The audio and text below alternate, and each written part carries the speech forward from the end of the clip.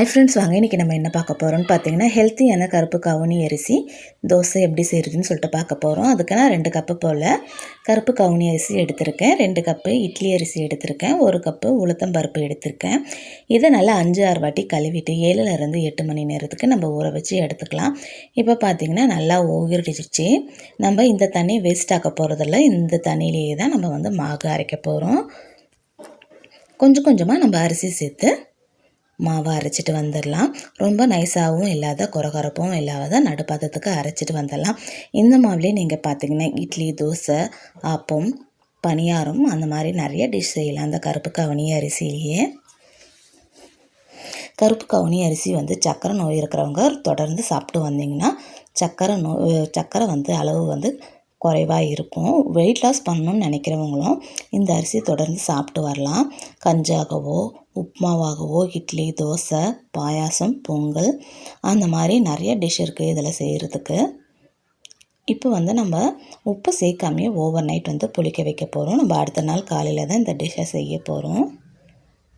மூளை செயல்பாடு இருக்கும் இந்த அரிசி ரொம்ப நல்லது. இப்போ நம்ம ஓவர் நைட் புளிக்க வச்சு எடுத்துகிட்டு வந்துடலாம்.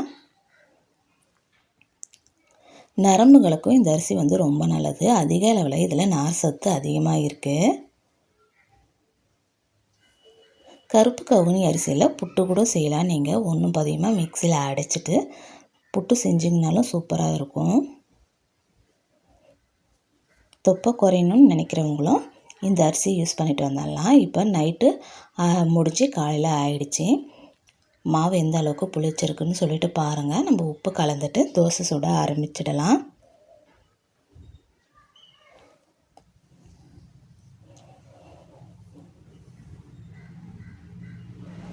ஒரு காலத்தில் மன்னர்கள் கருப்பு கவுனி அரிசி தான் சாப்பிட்டு வந்தாங்க. மக்கள் சாப்பிட மாட்டாங்க. ஏன்னா கருப்பு கவுனி அரிசி சாப்பிட்றதுனால எந்த நோயும் வராதுன்னு சொல்லுவாங்க. இப்போ கருப்பு கவுனி அரிசி எல்லாருக்குமே கிடைக்கிது. கிடைக்கும் போதும் நம்ம சாப்பிட்டு நோய் இல்லாத வாழலாம். இப்போ ஒரு பக்கம் வெந்துடுச்சு, இன்னொரு பக்கம் திருப்பி போட்டுடலாம். உங்களுக்கு நெய் வேணும்னாலும் நெய் ஊற்றிக்கலாம், எண்ணெய் வேணும்னாலும் ஊற்றிக்கலாம். இன்றைக்கி நான் நல்லெண்ணெய் ஊற்றி சுடுறேன். நெய் ஊற்றினீங்கன்னா இன்னும் நல்லா டேஸ்ட்டாக இருக்கும். இப்போ சூப்பரான கருப்பு கவுனி அரிசி தோசை ரெடி ஆகிடுச்சு. ஒயிட் சட்னி சாம்பாரோடு சர்வ் பண்ணும் போது இன்னும் நல்லா சூப்பராக இருக்கும். பசங்க நல்லா விரும்பி சாப்பிடுவாங்க. எப்பொழுதுமே நம்ம வெள்ளையாக இட்லி, வெள்ளையாக தோசை அந்த மாதிரி சுட்டு கொடுக்காத இந்த மாதிரி கம்பு தோசை, திணை தோசை அந்த மாதிரி வெரைட்டியாக செஞ்சு கொடுங்க பசங்களுக்கு. இப்போ நம்ம தேங்காய் சட்னி எப்படி அரைக்கிறதுன்னு சொல்லிட்டு பார்க்கலாம். நான் அரை முடி தேங்காய் எடுத்திருக்கேன். அரை முடி தேங்காய்க்கு நம்ம 50 கிராம் அளவுக்கு பொட்டுக்கடலை எடுத்தால் கரெக்டாக இருக்கும். ஹோட்டலில் செய்கிற மாதிரி சூப்பராக இருக்கும் இந்த சட்னி. இப்போ 50 கிராம் அளவுக்கு நான் பொட்டுக்கடலை எடுத்துக்கிறேன். உங்கள் காரத்துக்கு ஏற்ப நீங்கள் பச்சை மிளகாய் சேர்த்துக்கலாம். ஒரு துண்டு இஞ்சி, 5-6 பல் பூண்டு சேர்த்துக்கிறேன். ஒரு கைப்பிடி அளவுக்கு புதினா கொத்தமல்லி சேர்த்துக்கிறேன். புதினா கொத்தமல்லி சேர்க்கும் போது பார்த்தீங்கன்னா இன்னும் நல்லா சூப்பராக இருக்கும் சட்னி. இப்போ தேவையான அளவுக்கு உப்பு சேர்த்துக்கிறேன். தேவையான அளவுக்கு தண்ணி சேர்த்துக்கிறேன்.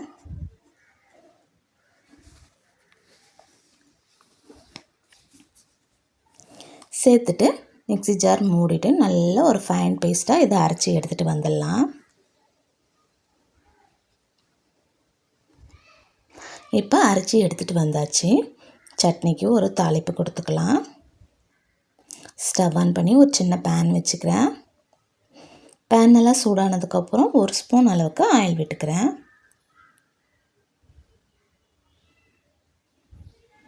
ஆயில் நல்லா சூடானதுக்கப்புறம் 1/4 ஸ்பூன் கடுகு,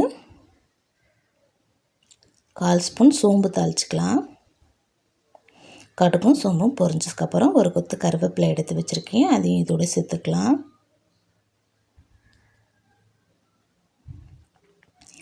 கருவேப்பிலை பொரிஞ்சதுக்கப்புறம் நம்ம சட்னியில் சேர்த்துக்கலாம்.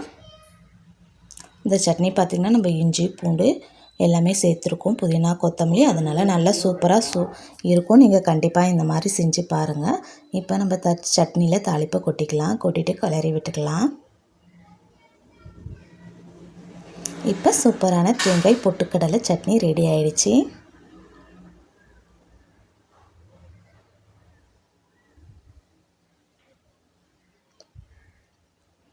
கண்டிப்பாக இந்த மாதிரி செஞ்சு பாருங்கள்.